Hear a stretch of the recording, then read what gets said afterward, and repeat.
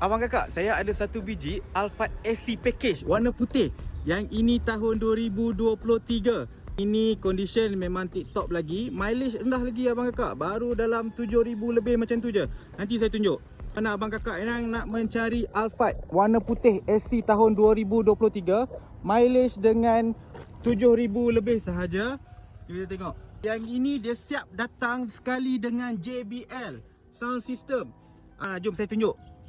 So yang ini condition sangat-sangat mantap. Atas ni dia siap sekali dengan sunroof. Tu kita tengok dekat sebelah belakang. Belakang dia siap datang sekali dengan pilot seat abang kakak.